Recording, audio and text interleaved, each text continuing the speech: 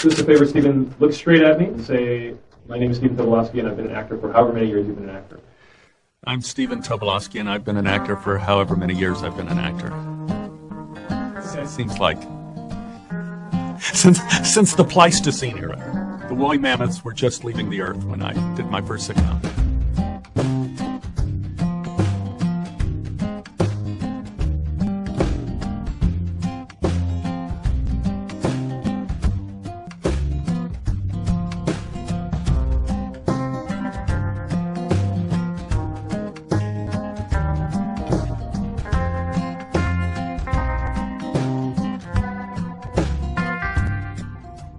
I think the first time I wanted to be an actor that I could recall, I was about 5.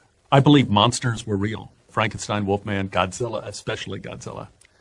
And I thought if I could possibly be an actor, I could hang out with these monsters and they could be my buddies. I could be friends with the Wolfman. I even remember asking my brother, do you think Godzilla could teach me how to have bad breath? I've since found out it's easy to have bad breath. You don't have to be Godzilla. The professions I have played over the years, in no specific order, I played insurance salesman. I played a priest. I played a rabbi. I played a bureaucrat. I played a principal. I played a teacher. I played a doctor. I played a dead doctor, a sheriff, a dead sheriff. It's not easy playing a dead sheriff, by the way. A music manager, the head of the Ku Klux Klan, computer tech whiz. I played an engineer. I played a chemical engineer. I played a villain. Just a villain, a bad guy. Sexual predator. And a drug dealer, of course. Drug dealer always. There's a hierarchy of names when you read a script.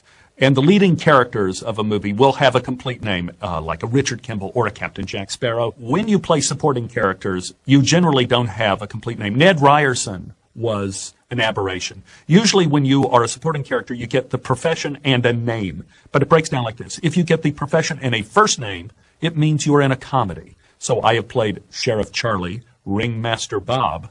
You figure those are comedies. If you get your profession and a last name, it means you're probably in a drama, like Professor McLaren, Detective Johnson, something like that. You are in a drama. There is a level beneath that in which you just get the profession. And I played these two. Security man, teacher, homeless man. And there's a level beneath this, which is so low you can get mistaken for the cleaning crew on the set. And that is when you get a profession plus a number, like Homeless Man 2, Security Man 3. Now, I have seen, even though I have not played, levels that are even lower than this, and this is where they give a job profession and a geographical location, like Old Man on a Train. This is really bad. This means you are going to be so far away from the camera. You're there to eat craft services. That's why you're there. I happen to like to tell true stories. I tell true stories for a couple of reasons, is that I've always found that truth always trumps clever. And I've gotten burned so many times from hearing true events that happened from the friend of a friend. When I was in school, I loved studying. I loved my studies, but I really loved science. And one of the sciences I loved the most was biology. It was so clear-cut. There was such a logic to the evolution of life. It went from simple to complex. It went from no backbone to backbone. It went from little brain to big brain. But one thing never seemed to change, and this always surprised me, was the eyes. All creatures seem to have eyes. Man had eyes, but the eyes never seemed to really evolve. The eyes of the caveman seemed to be the same eyes we have today. And I thought it was remarkable that there seemed to be no creature on Earth, except maybe a chameleon, that had the ability to see itself. It made me think how remarkable it must have been to be a caveman, to look in a stream one day and see what you really look like. It made me think probably the first invention man ever came up with had to be a mirror. And the second invention was probably philosophy. Another way to see ourselves. You put it together. I began thinking telling stories and writing stories was maybe a new form of eyes. A new way we could see ourselves. And that's what makes a good story. Hello, everyone, and welcome to tonight's live performance of the Tobolowsky Files. Really appreciate you being here today. Yes, bring it in, bring it in. Thank you guys so much for being here. We really appreciate it. You are in for a really special evening of storytelling. Please join me in welcoming the man who played Ned Ryerson in Groundhog Day, Sandy Ryerson in Glee, Stu Beggs in Californication, Stephen Tobolowsky.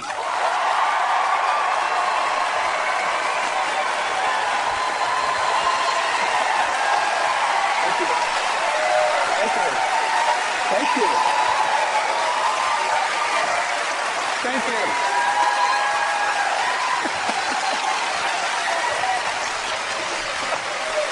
Thank you.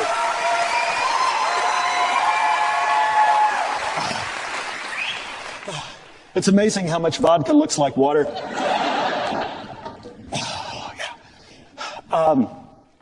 I am so thrilled to be here, even on this rainy night in Seattle. I remember about a year ago, we were in the same area and we did a show in Bellevue, which I think is right down the road. And we had about 400 people in the audience, and David suggested that we open it up to a Q&A at the end of the show. And there was this little boy, I think he later admitted he was 8 years old, and he was the first hand up, and he was very enthusiastic, kind of like sometimes we do when we have to go potty. So I'm thinking like, well, this will be cute. You know, the whole audience was kind of laughing a little bit because the kid was raising his hand so seriously. So I thought, I will ask the child what his question was, violating one of the first rules I learned in show business is that you never voluntarily ask children to speak in public. You never know what you're going to get. So I pointed to him and he said, Mr. Tobolowsky, why do people tell stories in the first place? What a good question. I had no idea. I think I said something kind of from the kumbaya section of my brain like, well, stories, you know, they bring us together. They make us feel closer. But even the kid didn't buy that. He doubled down and he said, well, Mr. Tobolowsky, why did you start telling stories to begin with? And I began thinking back to my days in college when I was telling stories pretty regularly, but that was because people kept buying me beer as long as I kept telling stories. And I couldn't say free alcohol. That would be a terrible answer, especially to a child. I figured he'd find out soon enough. But I felt guilty for the last year that I did not have an appropriate answer for him. So the first story tonight is my attempt to answer his question wherever he may be. And after a year of thinking, the first thing I came up with was an excuse as to why I couldn't answer his question, which I know is not very good. I learned from marriage that when the first thing you come up with is an excuse, you're probably in trouble. Yeah. But in this case, I think it was a pretty good excuse because his question sort of presupposed that we were all in agreement as to what a story is in the first place. And I don't know if that's true. Over the last year, I've asked people over and over again, what is a story like? And I've heard people say, well, it's like a song, or it's like a poem, or it's like a picture, something in the realm of art. And as I've been thinking about it, now I think maybe that's not completely true. I think it may be something in the realm of science. Like the ice core scientists in Greenland and the South Pole. Have you guys heard about these people? Yes, I see some intrepid people read about Greenland. And the ice cores, they're only about 6 inches wide, and they dig down several hundred meters. And of course, the deeper the ice core, the older the ice. And from one piece of ice, these scientists have been able to reconstruct the physical history of the Earth for the last 100,000 years. Everything from average temperature to the angle of the sun to speed of rotation to variations in gravitation, flora, fauna, the works. I think a story does the same thing. Except instead of telling the history of wind and water, it tells the history of what mattered to us, what didn't, the fights we fought, where we won, where we lost, and something else. And that's what I want to get at tonight for my little friend here.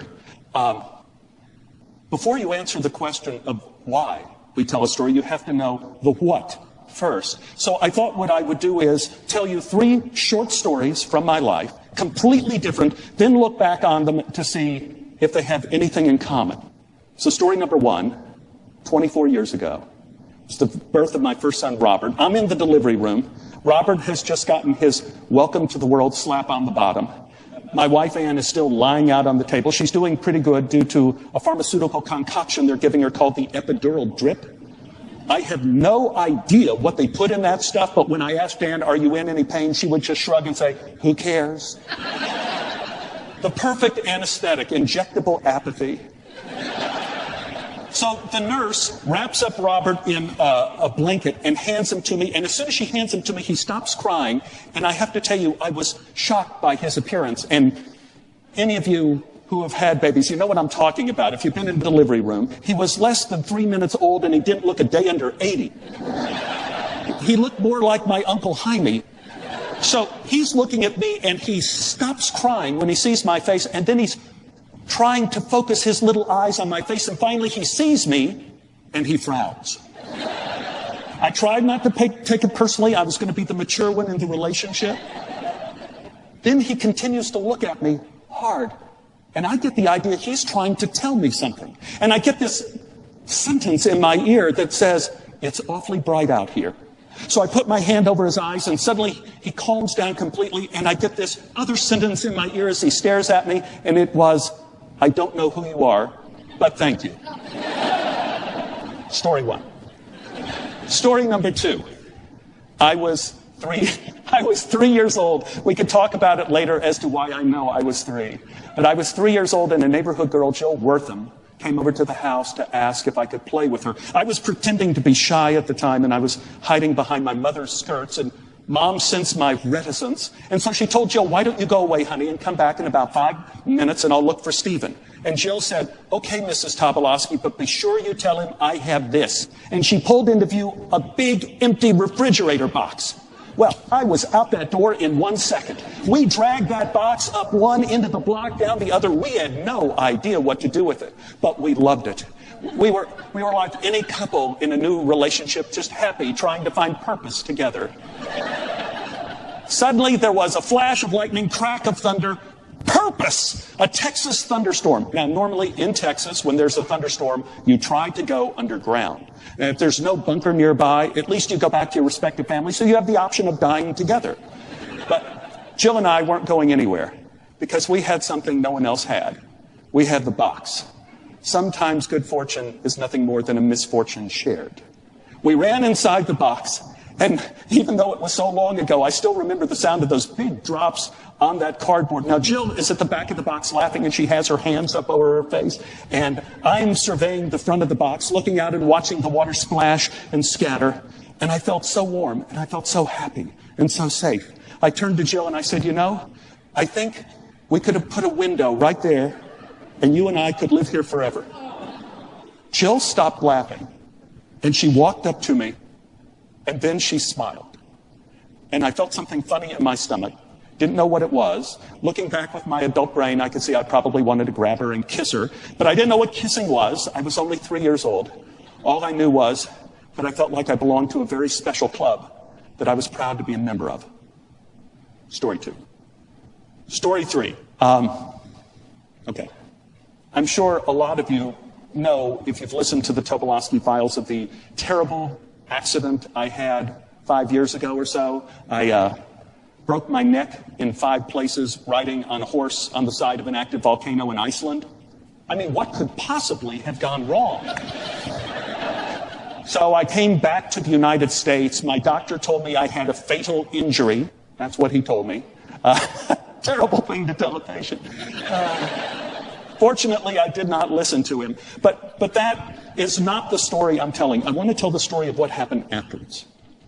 Now, it was odd. When I broke my neck, I was not afraid.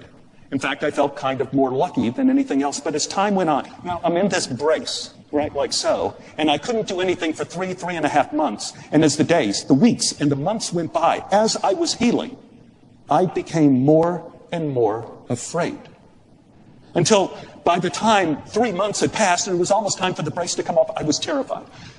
Partly because I did not know what would be left of me when the brace came off, and partly because my wife and I, our family, I hadn't been able to work for months, and we were living off of savings, and the piggy bank was getting empty.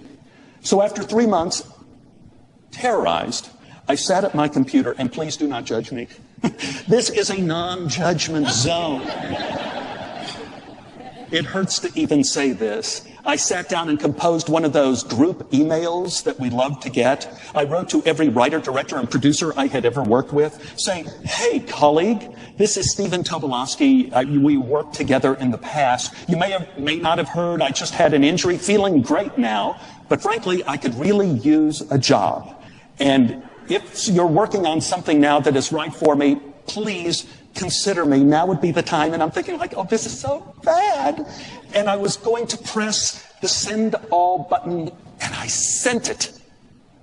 An hour and a half later, I got an email back from Rob Hedden, who is a writer-director who I had done 2 films with. And Rob said, "Dear Stephen, it just so happens I am about to go into production on a new film And the one thing we're missing is some Tobo in the film. I got your email. I rewrote the entire script to create a part just for you. I'm sending the script over now. Congratulations. Welcome aboard. To Rob Hedden. To Rob Hedden. So, an hour later, the messenger comes over with the script, and the script just has a post-it on it from Rob saying, "Dear Stephen, your part starts on page 60. So I'm thinking, baby, I am an actor again. I am working again, and I'm turning the page to page 60. What is my part? And it says, enter butt crack plumber.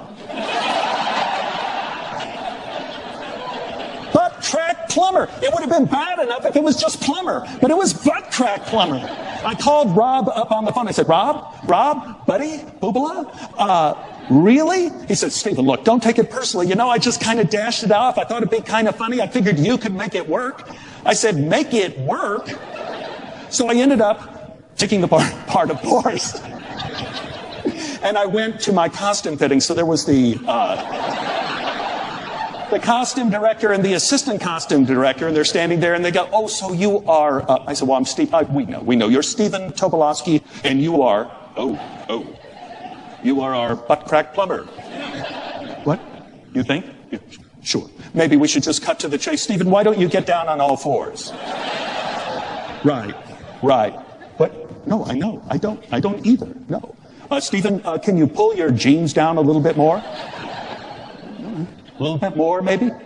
No, I hardly see any crack at all. I wonder how he got this part. Story 3.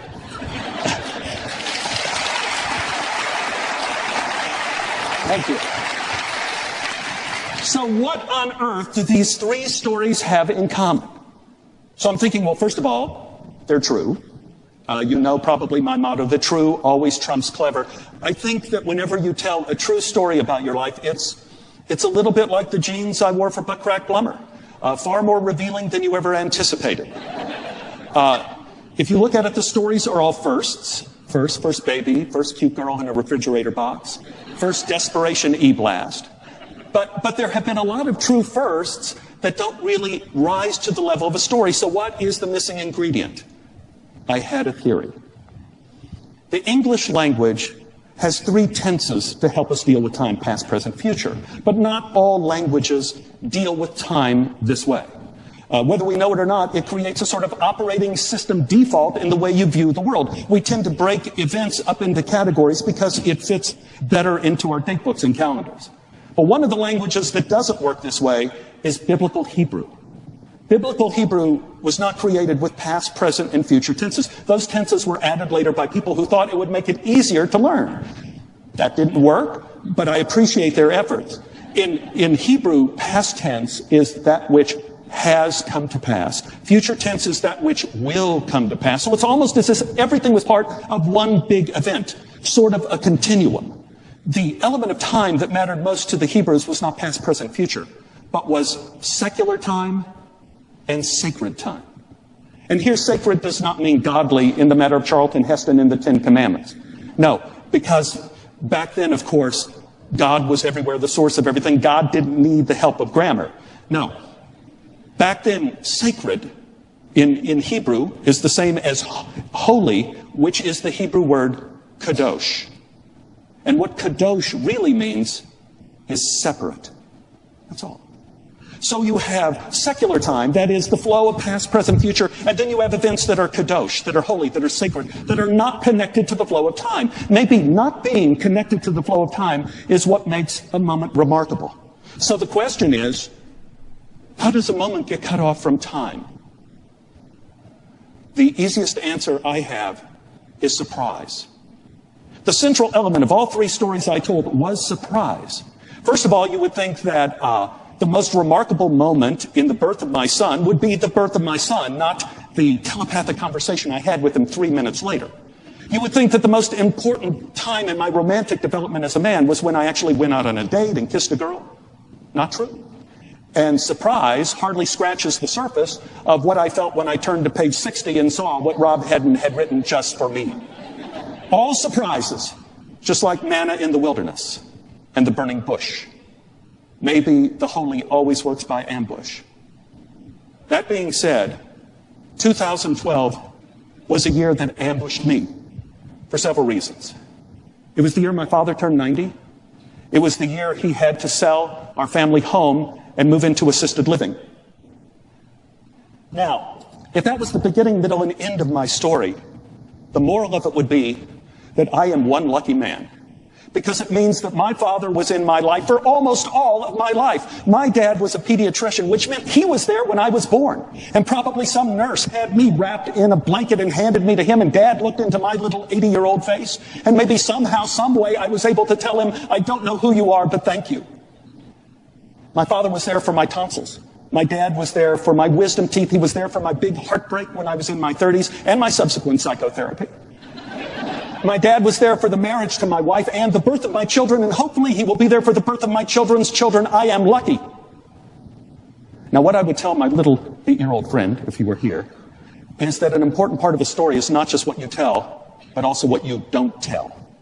And I think a lot of you by omission have already guessed that I was not that lucky with my mother. I lost my mother 8 years ago due to heart failure, but that doesn't even begin to tell the story because Mom had Alzheimer's for years before that.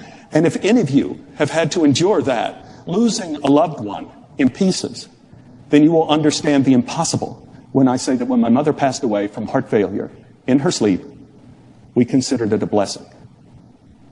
But have no doubt about it, my mother was there for me too. She was there with bowls of ice cream for my tonsils and with Slurpees from 7-Eleven for my wisdom teeth. And whenever I had my heart broken in 10th grade, 11th grade, 12th grade, and when I was 30, my mother gave me advice about women. Her advice was strange, but I knew she meant well. 2012 was a very interesting year in science as well. You know, I love science, and it was a year in which there were 5 different studies in 5 different countries, completely independent of one another, that came up with the same conclusion. And that is that human behavior is affected by contagion.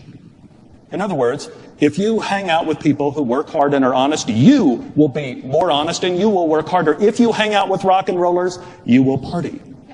Now, if that hypothesis is true, and I think it is from what I've seen in my life, then I hope somehow by contagion, I learned something from my father, from his work ethic, and from my mother, from her kindness. My father, as I mentioned, was a family doctor, pediatrician, worked in Oak Cliff, kind of a suburb of Dallas, about 20 miles outside of downtown Dallas. And he worked day and night, literally, because he was one of the last doctors on earth who made house calls.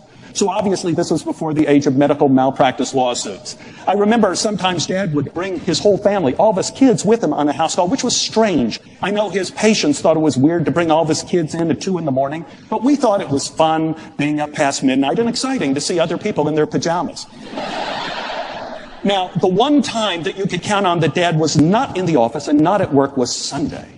But Dad was still working in a way because he would take my brother Paul out and teach him how to play sports. My brother Paul, a great athlete. He was a natural athlete in so many different things. So Sunday afternoon, Dad would take Paul out and throw baseballs and footballs at him, or drag him to the park and hit tennis balls at him. And this was not completely recreational. There was always a lot of instruction that went on with it. It was part of that Tobolowsky work ethic, is that it's not really play unless you're working at the same time. So it was this curious intersection between my father always being on call and my brother's love of sport that led to one of the great holy moments of my life. This was 1960, so I was about 8 years old. And to understand this story, I'm going to tell you something really incredible. You're going to have to take my word for it. You can Google if you want after the show. But for all practical purposes, Dallas did not have a professional football team. It was before the Dallas Cowboys. It was before the Dallas Texans. But there were thousands of football fans in Dallas, including my brother. And my brother was over the moon when he read in the paper that a real professional NFL team was coming to Dallas for one day only, for an exhibition practice at Ownby Stadium at the SMU campus on the other side of town. Well, Paul was begging Dad, please, please, please, please, please, can we see it? And Dad, even though he worked all week, bless his heart, he took Paul and he put us in the car, and Sunday afternoon, he drove us the 30 miles over to SMU for the chance of seeing a real professional football team. I remember we parked the car over in the neighborhoods at SMU and started making the walk. And that's when we got the news. Practice was closed. No civilians allowed. It was for press only. Well, Paul was brokenhearted, and so we started heading back to the car, and that's when I heard the big sounds of the iron clanking behind us, and we turned behind us, and at Ownby Stadium, the big iron doors were opening up under the stadium, and these gigantic men carrying these little satchels were walking out to this bus that was idling in the parking lot. And Paul stopped and said, "That's them! That's them!" And Dad said, "That's right. That's them. You better look at them while you can." Paul was not to be denied. He said, "Stevie, you got to get their autographs." I said, "Me?" He said, "You got to do it, Stevie." "Really?" Now, Dad said, "Paul, they say the practice is closed. We don't want anyone getting into trouble." And Paul said, "No one's going to get into any trouble. Look at him. He's just a kid." "Now, listen, Stevie, this is what you do. I want you to smile. I want you to use your Sunday school manners." And you get up there and you go, "Please, sir, I have always admired you. May I please have your autograph?" And they'll either give you the autograph or kick you out. I said, "I'll do it." So Paul said to Dad, "Quick, give him something to write with." Because my father was always on call, the only thing he had to write with was the prescription pad and the pen in his pocket. He handed them to me and he says, "Well, you better go while they're still there." So I ran. I ran through the green field by Ownby Stadium. I ran through the wooden barricades. I ran through a line of security guards, through the police, through a line of photographers wearing their fedoras, snapping their flash bulbs. And I came up to the first giant man getting up on the bus and I said, "Excuse me, sir. I have always admired you. May I please have your autograph?" And the man looked down at me and said, "Sure, son."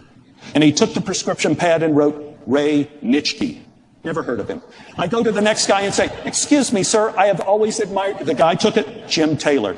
Went to the next guy, Paul Horning. Next guy, Bart Starr. I get to the end of the line, and there's a big man with horn-rimmed glasses. He says, "Whoa, whoa, whoa, kid, you got a lot of moxie." I had no idea what moxie was.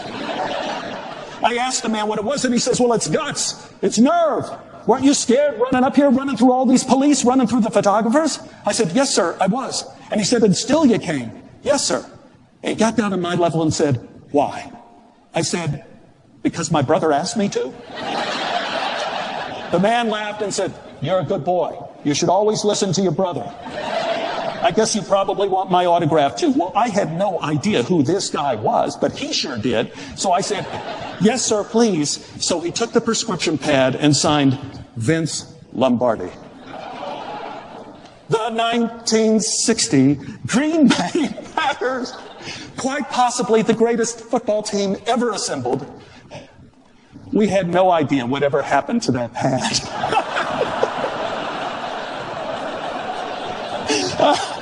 I know. It was years before eBay. As much as I love my father, I was raised by my mother. I was a child of the 50s, and that's just the way it was. The fathers went to work, the moms raised the kids. My mother was the spiritual center of our house. She was a divine believer in wishful thinking. I think she was probably Orthodox. I remember seeing her in the living room with her eyes closed, holding a penny and mumbling something and putting it down on the bookshelf. Mystery. My mother was the philosopher-in-chief in our family, and she was always coming up with these bits of wisdom about life that she would tell me as she took me with her to do all of her chores, going to the delicatessen or the store or the bakery. She'd say, "What goes up must come down. A penny saved is a penny earned." Sometimes my mother would make up her own aphorisms. I remember I was watching television, little boy, and Mom comes through holding this big load of laundry, and then she stopped in front of me and said, "We should all be cats." And then she walked off. I had no idea what she meant. Did she mean we should all be cats because cats don't have to do laundry? Or we should be cats because cats like to sleep on clean laundry? She was my oracle at Delphi. But whenever times got really hard, my mother turned to her old tried and true favorites. And one of her most favorite quotes she went to was something that she ascribed to the great Ben Franklin.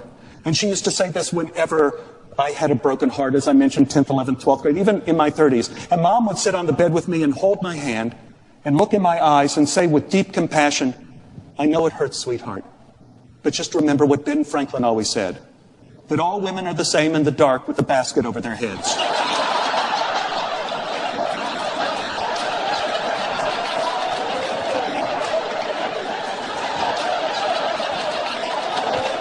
I have no idea where Mom heard this. I don't know if Ben Franklin actually said this. All I know is Mom had no idea what she was saying, and she said it all the time. She said it at graduation, she said it at family gatherings, and she always said it with the deep respect so richly deserved by Dr. Franklin. I remember the end of the Ben Franklin quote came one Thanksgiving when my brother and his wife Judy came over with their two kids, Andrew and Mark. They were in from college, and the two boys were talking about recent heartbreaks they had at school, and Mom was putting out the brisket and said, "You know, boys, this reminds me of something Ben Franklin once said." I jump up and said, "Mom, let me help you get those yams." And I pushed Mom into the kitchen and I said, "Mom, we gotta end the Ben Franklin quote now. I know you think you know what it means, but it doesn't really mean that." Mom looked at me perplexed and said, "Stephen, I don't know what you're talking about. Ben Franklin was saying that there are other fish in the sea. You know, life is short. You can't let your heart be broken by just one person." I said, "I know, Mom, I know, but that's not really what Ben Franklin was saying. What Ben Franklin was saying was that a man doesn't really need that much to have a relationship with a woman." Mom just stared, zilch, zip, nada. I tried again. I said, "Mom, what Ben Franklin was saying, I'm sure in jest, was that a man could have a perfectly good time with a woman, even in the dark with a basket on her head." Mom stared, nothing, then, "Oh, no! No! Stephen, no! Years of misguided quotation were coming home to roost. No, Stephen, no! I've said that my whole life." I said, "I know you did, Mom, I know you did, but we all knew what you meant. I think we could just let it go." Mom is still apoplectic, and she said, "But why? Why? Why would Ben Franklin say such a thing?"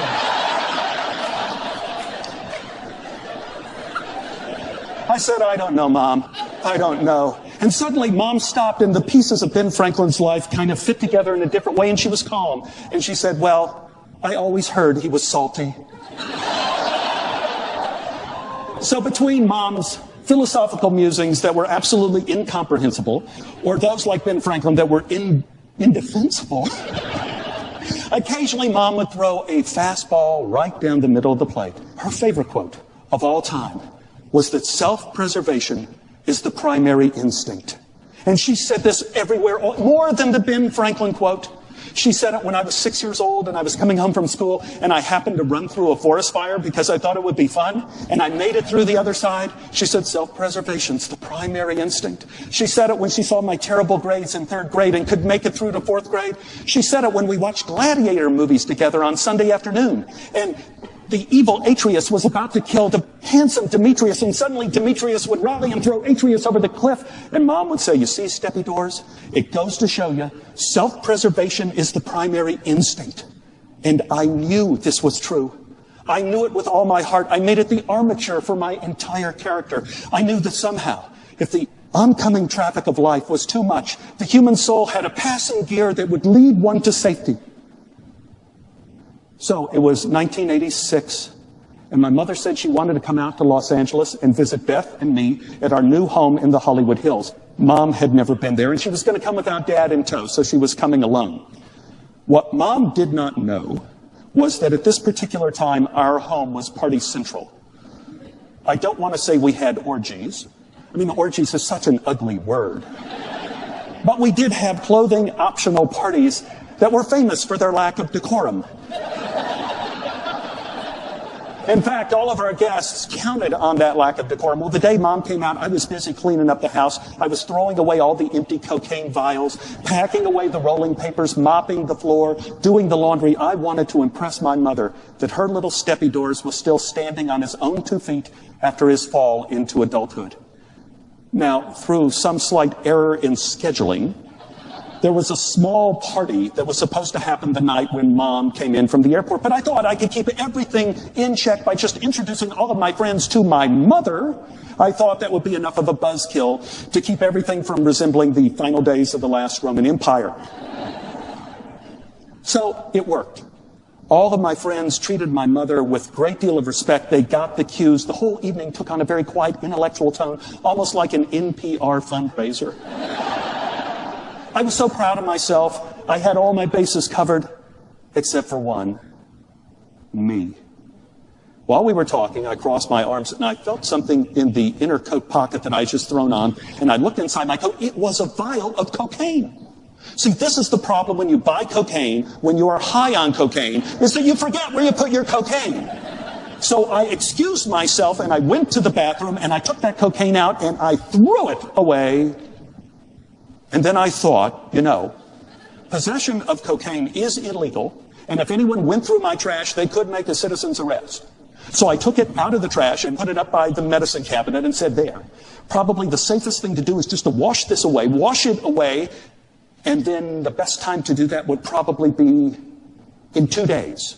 When Mom goes back to Dallas, that would be the best time to do it, and then I could celebrate. I could celebrate the fact that this stupid period of my life is over with, and I sidestep the quicksand of addiction.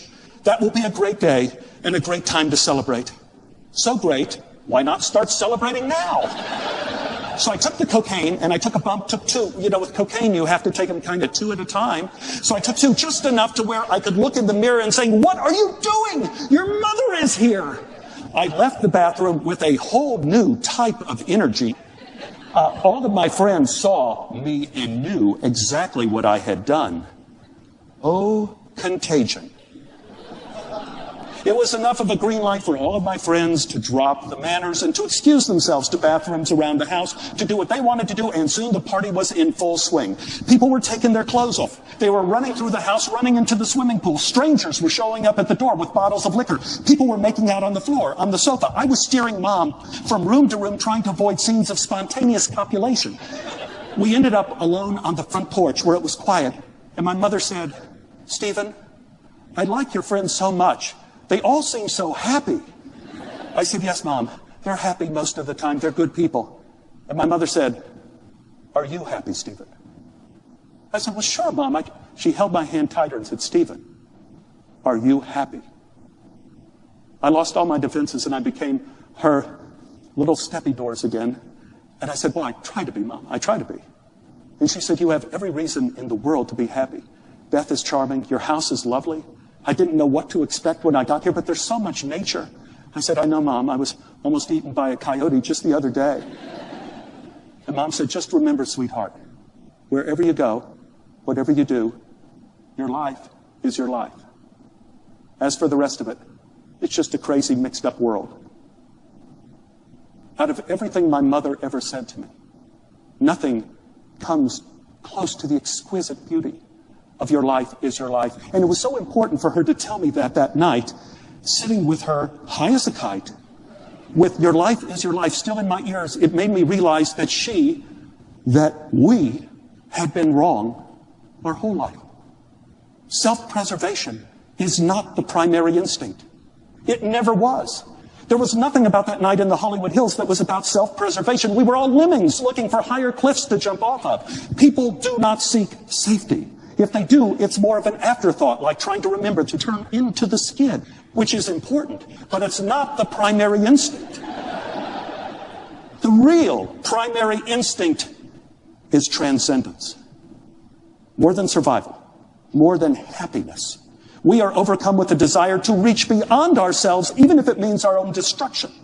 We seek transcendence through sex, drugs, prayer, poetry, trampolines, yoga, ballet, electric guitars, Billie Holiday, Beethoven, Broadway musicals, all-you-can-eat buffets, Santa Claus, and the poor man's form of transcendence, lying.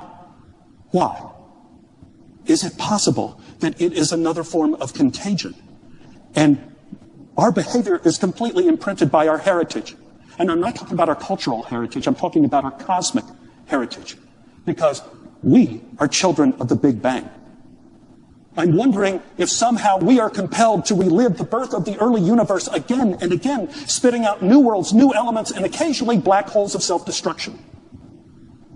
Either that, or something even more far-fetched, that for once my mother was right, that your life is your life, and we want that life to be as big as it possibly can be.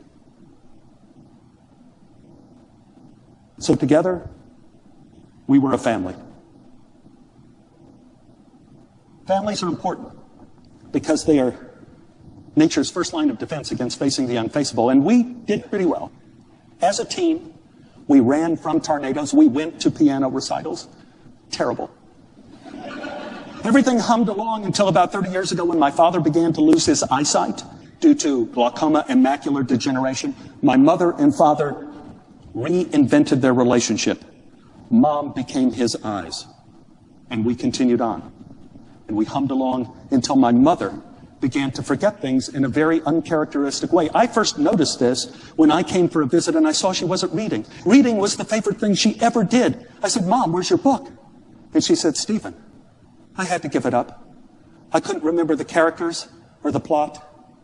And if you can't remember the story, what's the point? My mother and father reinvented their relationship again. Mom was his vision, Dad was her mind. And we continued on. Even though it seemed like we had spent all of these years to build a house of cards waiting for a gust of wind. And you know what? The wind will blow. It happened for us one afternoon when my mother went to the mall, and she did not come home. She got lost. Frantic phone calls between us, kids called to the police, called to the authorities. No one knew where she was. She wandered in 4 hours later, scared, tired, confused. Us kids had another meeting. We had no clue as to what to do. There was one suggestion that we take Mom to the vet to have her implanted with a chip so we could track her. And this was not said in jest. You know, we were so concerned with Mom's deteriorating mental state that we forgot that her true weakness was her heart. And we got the call a few weeks later from Judy that my mother had a heart attack. So I rushed back to Dallas and go to the cardiac ward, and Mom is sitting up in bed ordering people around full of it. I mean, she looked wonderful. I talked to the doctor, and he said he's never seen anything like it. Such a recovery. Now, Mom had no idea where she was, but she knew she wasn't home, and she wanted to go home. And the doctor told me as long as she could walk 100 feet down the hallway with no ill effects, she could go home. That day, Mom and I took 3 walks down the hallway, 100 feet, no problem. She went home next day and hit the ground running. She started cleaning, cooking, shopping, driving. She seemed indestructible. For exercise and entertainment, I would take Mom to the park at the end of the street. And since she couldn't read, I would tell her stories. Stories about our past, our pets, our family vacations, even the one party she dropped in on in the Hollywood Hills some 20 years before. And it had a very unusual effect. Rather than bringing my mother joy, she looked at me terrorized. She said, Stephen, I don't remember that. I don't remember that at all. We got home, and I went to get a couple glasses of juice for Mom. And Dad heard us come in, and I'm holding juice in the breakfast nook, and this is what I witnessed. Dad starts calling for Mom, and she says, I'm over here, Dave. He finds his way over to her and holds her, and then he apologizes. He said he's sorry for anything he may have said or done in their life together that hurt her feelings. He said he didn't mean it. And then my mother kissed my father passionately and said, don't be silly. You never hurt me. You are my sweetheart, and I love you forevermore. It was gorgeous, even though the syntax was a little weird for Mom. I remember I told Paul and Judy about it that afternoon, and Judy reminded me, and she said, Stephen, don't you see? Your mother was just quoting a poem that she always quotes that she learned in grade school when she was back in Pennsylvania, Bobby Shafto. And I looked it up, and Judy was right. Bobby Shafto, gone to sea, silver buckles on his knee. He'll come back and marry me, my Bonnie Bobby Shafto. He's my love forevermore, my Bonnie Bobby Shafto. Well, rather than diminishing the moment moved from a moment of great beauty to a moment of great profundity. Because my mother just demonstrated that we are more than the sum of our parts. We are more than what's left after the ravages of age. Time had taken so much from my mother, but she could still build bridges to what still was left so she could say what she wanted to say to Dad. If the realm of pure invention is what we call God, then the realm of reinvention is what we call man. And the bridge between the two is a prayer. On one of the last visits to the park on that trip, Mom and I came in, and I saw her stop in the living room, and she pulled out a penny from her pocket, mumbled something, and put it down on the piano. Now, I have to tell you, at this point in time, there were pennies on every horizontal surface. They were on the TV, piano, the mantle, everywhere. I realized I had to ask her. I didn't have high hopes I would get an answer. The Alzheimer's had affected her mind to where it was working in like a 15, 20-second loop. You really couldn't have a conversation. But I had to try. I said, Mom, what are the pennies? And she said, well, Stephen, they're wishes. And I said, for what? She said, good things. I said, do you know what good things? And she said, oh no, Stephen, there were too many. Maybe I would wish you would get an audition that you told me you had over the phone, or maybe that Paul would get the nurse that he needed in the front of his office, or maybe the Barbie would do well on the paper that she did in school, all sorts of good things. And I said, well, Mom, why did you put the penny down? And she said, well, to tell God I meant it. I said, well, did it work? She said, it must have. You're here. You're all here. You've all grown to be such good children. And I said, well, Mom, if I had to point now to any penny or nickel or dime or quarter, you couldn't tell me what it was? And she said, oh, no, Stephen, no. That's why I tell God. After I put the penny down, it's up to him to remember. As it turns out, that was about the last conversation I ever had with my mother. I went back to Los Angeles and got the phone call 3 weeks later. She had a second heart attack. And this one, there was no coming back from. There was no time to say goodbye. There was no 100-foot walks down the corridor. I arrived back in Dallas. My mother never regained consciousness. We lost her the next morning. My father never recovered. He stayed on in the house alone, without his eyes, without his love. The only thing left of Mom in the house were her pennies. Dad would get part-time help to help him during the day. Some of them were very good and consequently left for better jobs. Others were criminals and would try to take money or credit card numbers from Dad's wallet. He began falling a lot. He was covered with bruises whenever I saw him, but his dogged determination to do it himself was his form of transcendence. Finally came the year 2012, my dad's 90th birthday. He decided, time to sell the family home and move into assisted living. He was looking forward to it. It would be a chance, new community, new adventure. I came back the week before the move to see if there was anything I could do to help. And I was carrying a load of trash out through the house, and the house looked different than it did 3 weeks before. When I was there, I couldn't put my finger on what it was. And as I'm coming back in, I see that Mom's pennies are gone. They were just there a few weeks ago. The pennies are gone. I said, Dad, where are Mom's pennies? Dad said the woman who cleans during the week, Valerie, was having trouble cleaning and dusting the furniture with all the pennies there. So I told her to get rid of them. So she did. It made me so sad to think of all Mom's pennies gone just to facilitate a pass with lemon-scented pledge. I had to trust that her last bit of philosophical wisdom that she gave me was true. After you put the penny down, it's up for God to remember. There is a difference between transcendence and permanence. And that's a good thing. Because that way we could always be surprised as to what is gone and surprised over what remains. It was the day before the move. My brother was coming over to pick up Dad and myself to go to assisted living. And suddenly I hear this call from the bathroom, Dad's room. Stephen! Stephen! Now, it wasn't like he was hurt, but it wasn't casual at all. And I see Dad lumbering through his bedroom. I run up to try to grab him to make sure he doesn't fall. And he says, I can't stand being blind. I said, I know, sir. I know. He says, I hope this never happens to you. I said, I know, Dad. I know. I can't see anything. I know, Dad. He says, I'm back in the closet. I can't tell what's worth keeping or what's not. Is this anything? And Dad holds before me an old prescription pad that has the name Ray Nitschke on the front page.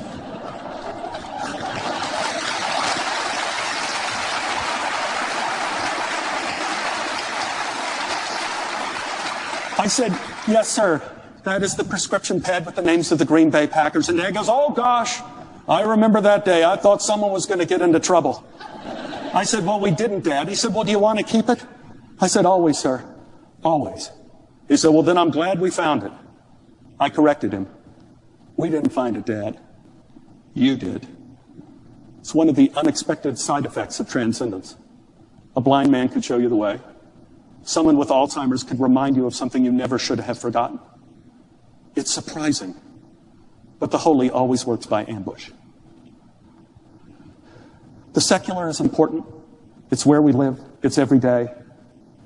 It is the sacred that sustains us. So, I know I took a long way around the bend, but to my little 8-year-old friend, the reason we tell these stories is because they're holy. The last visit to Dallas to see Dad, he's in his assisted living place. He can't walk now. He greets me at the door in his wheelchair and says, Stephen, you know, it's bright and sunny now, but I could smell the rain coming. If there's any sort of chore you need to do, you better do it now because tomorrow it's going to get wet. You want to come out and sit with me? I said, sure, Dad. We went outside, and even though it's bright, shining, sunny day, suddenly crack of thunder, begins to rain. Dad starts laughing and says, see, I told you. He says, tell me, Stephen, you remember anything from the good old days? And I said, oh, yeah, Dad, I remember a lot. He said, could you tell me a story? Tell me a story of when you were a little boy. I missed it all. I was always working all the time. I missed everything. So sitting there with the rain coming down and with cars seeking safety on the LBJ freeway, I told my father a story of another rainy day, long time ago, with me, a girl, and a refrigerator box. Thank you.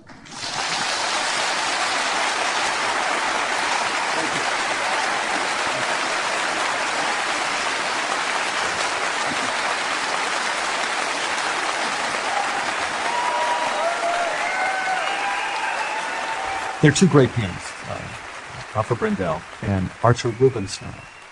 And they have two very different theories of how one approaches live performance. Alfred Brendel was practiced all the time and had such total detail in his work, humor and detail and thought, everything so beautifully prepared.